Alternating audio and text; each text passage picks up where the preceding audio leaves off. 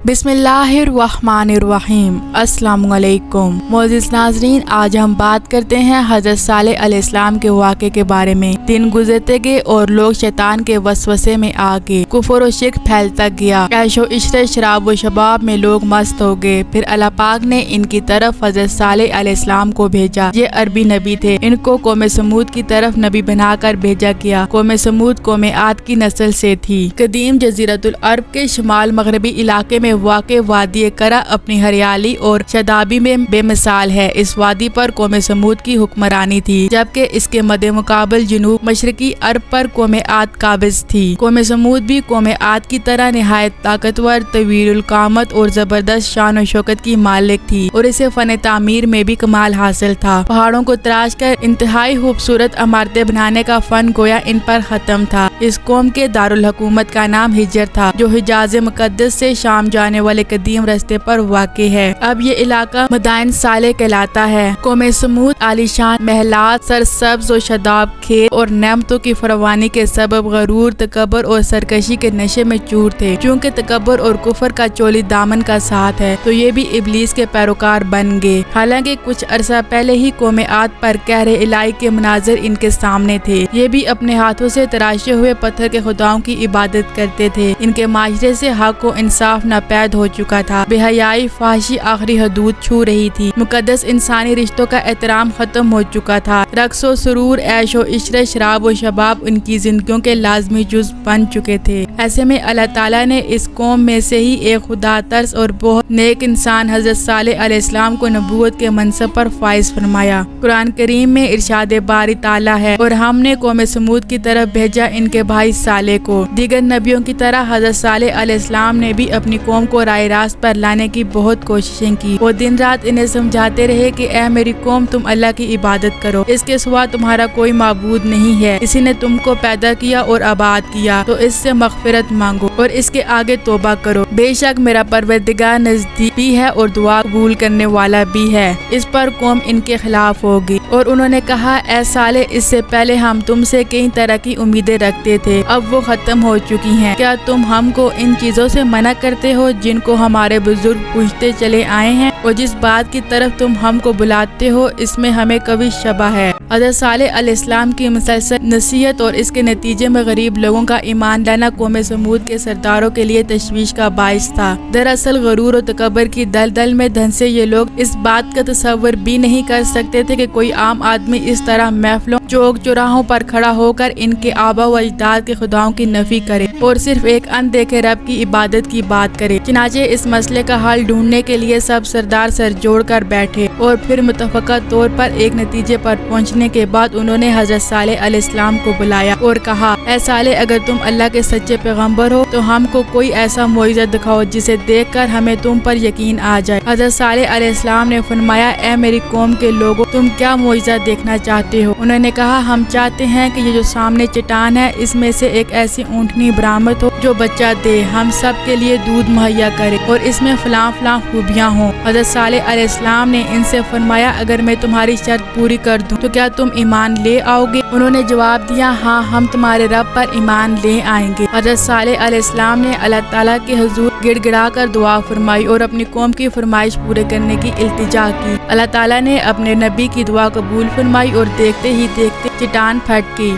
और इसमें से एक खूबसूरत ऊँटनी बरामद हुई, जिसमें वो सब खूबियाँ थी जिनकी कौम समूद ने फरमाइश की। ये मंजर देखकर कौम समूद लाजवाब होगी। इस मौके पर कौम के सरदारों में से एक सरदार जंदा बिन उमरू बिन मैलाद बिन लबैद अपने चंद साथियों के साथ ईमान ले आया, लेकिन अक्सरियत अपनी हट धर्मी पर कायम रही और इसे जादू का कमाल जाहिर करती रही। इस मौके पर हज़रत सालेह अलैहिस्सलाम ने अपनी कौम से फरमाया, ऐ मेरी कौम, ये ऊँटनी अल्लाह की भेजी हुई ऊँटनी है जो तुम्हारे लिए एक मोइज़ा है। अब तुम इसे अल्लाह की ज़मीन में खाती हुई छोड़ दो और इसे किसी तरह की तकलीफ न देना, वरना अल्लाह का अजाब तुम्हें फौरी पकड़ लेगा। ऊँटनी और इसका बच्चा सारा दिन नखलिस्तान में चरते रहते। सब कबीले वाले पेट भर कर ऊँटनी का दूध पीते, लेकिन वो कम न होता। हज़रत सालेह अलैहिस्सलाम ने कुएं के पानी को भी तकसीम कर दिया। एक दिन ऊँटनी पानी पीती और एक दिन समूद के लोग। जब ऊँटनी पानी पीने आती तो वो कुएं का सारा पानी पी जाती। कुरान करीम में अल्लाह ताला फरमाते हैं कि साले ने अपनी कौम से कहा, देखो ये ऊँटनी है, एक दिन इसके पानी की बारी है और एक दिन तुम्हारी। اس کو کوئی تکلیف نہ دینا، نہیں تو تم کو سخت عذاب آ پکڑے گا۔ کچھ ہی عرصے بعد قوم سمود کو اونٹنی کی موجودگی کھٹکھٹانے لگی۔ انہیں اپنے ہرے بھرے نخلستانوں میں آزادی گھومتی پھرتی اونٹنی ایک آنکھ نہ بھاتی تھی، اور جب وہ یہ دیکھتے کہ اپنی باری آنے پر اونٹنی ایک ہی سانس میں پورے کنویں کا پانی پی جاتی ہے تو حیران ہو کر اسے جادو سے تشبیہ دیتے۔ آخرکار شیطان کے اکسانے پر انہوں نے اونٹنی سے جان چھڑانے کی تدبیر سوچنی شروع کر دی، اور اس کا ایک ہی حل تھا، اسے ہلاک کر دیا جائے۔ مگر کیسے؟ قوم سمود کے سردار یہ کام خود اپنے ہاتھوں سے انجام دینے کو تیار نہ تھے،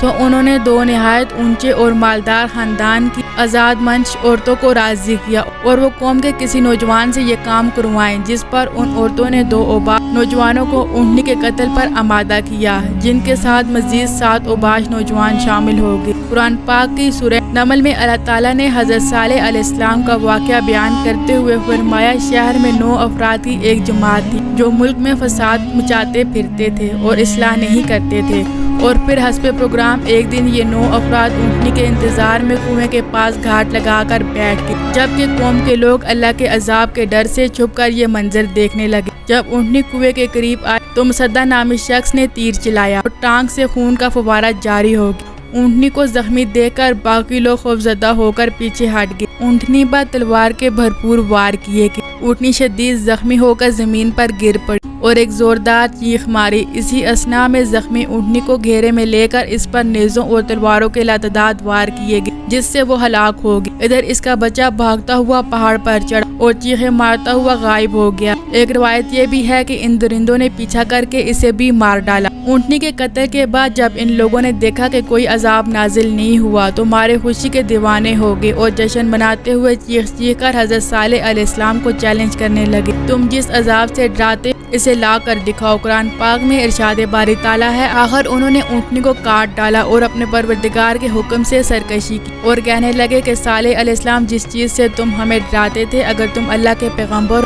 تو اسے ہم پر لے آؤ۔ اونٹنی کے قتل کی خبر سن کر حضرت صالح علیہ السلام عبیدہ ہو گئے اور فرمایا، اس بدنصیب قوم کو اب اللہ کے عذاب سے کوئی نہیں بچا سکتا۔ ادھر سمود کے لوگوں کی دیدہ دلیر اور جرأت میں مزید اضافہ ہو گیا، ان کے دل سے ڈر اور خوف نکل چکا تھا، چنانچہ انہوں نے اسی رات حضرت صالح علیہ السلام کو بھی قتل کرنے کا پروگرام بنا لیا تاکہ اونٹنی کے ساتھ ان کا قصہ بھی ختم ہو جائے۔ وہ 9 افراد ایک پہاڑ کی گھاٹی میں چھپ کر بیٹھ گئے تھے تاکہ حضرت صالح علیہ السلام جب وہاں سے گزریں تو انہیں قتل کر دیں، مگر کائنات کے مالک قوم سمود کے ہر مکر و فریب اور شیطان کی چال بازیوں سے خوب واقف تھے، چنانچہ پہاڑ سے ان پر پتھر برسائے گئے جن سے وہ سب ہلاک ہو گئے۔ دوسرے دن جب لوگوں کا وہاں سے گزر ہوا تو دیکھا کہ 9 کے 9 افراد پتھروں کے نیچے مرے پڑے تھے۔ حضرت صالح علیہ السلام کو اونٹنی کے قتل کا بڑا غم تھا۔ اللہ تعالیٰ کے وعدے کے مطابق اب عذاب آنا ہی تھا، لہذا حضرت صالح علیہ السلام اپنی قوم کو بتایا کہ اب تمہارے پاس عیش و عشرت کے صرف 3 دن بچے ہیں، اس کے بعد ایک سخت عذاب تم پر نازل ہوگا۔ اللہ تعالیٰ فرماتے ہیں، جب انہوں نے اونٹنی کو کاٹ ڈالا تو حضرت صالح علیہ السلام نے کہا، اپنے گھروں میں 3 دن اور فائدہ اٹھا لو، یہ وعدہ جھوٹا نہیں ہے۔ حضرت صالح علیہ السلام کی بات سن کر وہ لوگ ہنسی مذاق اور طنز کرتے رہے، یہ 3 دن ہم کیسے گزاریں گے؟ حضرت صالح علیہ السلام نے فرمایا، پہلے دن تمہارے چہرے زرد ہو جائیں گے،